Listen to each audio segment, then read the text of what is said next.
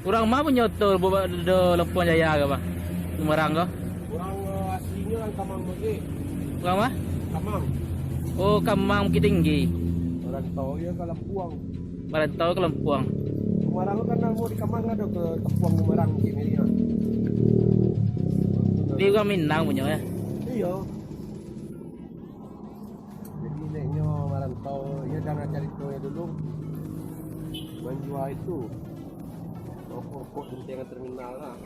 Menjual rokok terminal ke ya. Jadi merantau juga di Lampung dan murah sedikit. Ini masih ada punya kali.